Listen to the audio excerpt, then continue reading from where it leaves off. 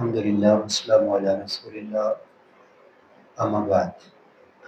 باب العلم والعظۃ باللیل، رات کے وقت علم کی بات بیان کرنا اور وعظ و نصیحت کرنا۔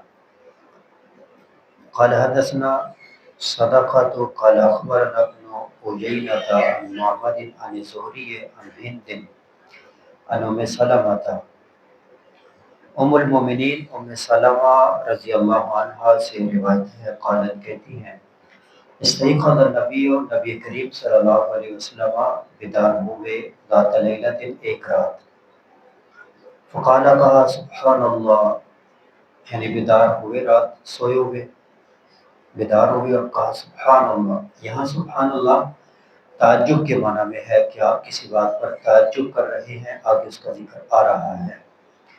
سبحان اللہ، ماذا انزل اللیلہ، کیا کچھ نازل کیا گیا آج کی رات، من الفتن، فتنوں سے۔ آج کی رات کس قدر فتنے آسمان سے زمین پہ اتارے گئے۔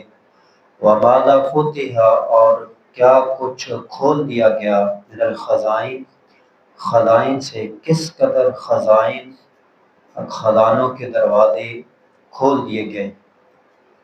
ایقظوا، بیدار کرو، صواحب الحجر، حجرہ کی جمع حجر، اس مراد نبی کریم صلی اللہ علیہ وسلم کی حجرات ہیں اور ان میں رہنے والیاں ہیں، تو آپ صلی اللہ علیہ وسلم فرما رہے ہیں کہ ان کو بیدار کرو، جیسا کہ قرآن کریم کے اندر آیت ہے کہ قوا انفسکم واہلیکم نارا، کہ اپنے آپ کو اور اپنے اہل خانہ کو آگ سے بچاؤ۔ تو رات آپ بیدار ہوئے اور یہ بات بیان کرنے کے بعد سب سے پہلے اپنے گھر کی فکر کی کہ میرے گھر والیوں کو بیدار کر دو، ان کو اٹھا دو۔ فرب کاسیت، کتنی ہی کپڑے پہنے ہوئے، فی دنیا، دنیا میں، خوشحال، عاریت، عاری ہوں گی، بے لباس ہوں گی، فی الآخرہ، آخرت میں، دنیا میں بڑی زرق برق کی زندگی بسر کرنے والے یا کرنے والیاں کتنی ہی آخرت کے اندر وہ جہنم میں جائیں گی۔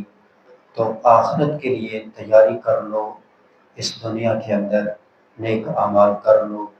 رات کو بھی آپ گھر والوں کو اٹھانے کے حوالے سے کہہ رہے ہیں۔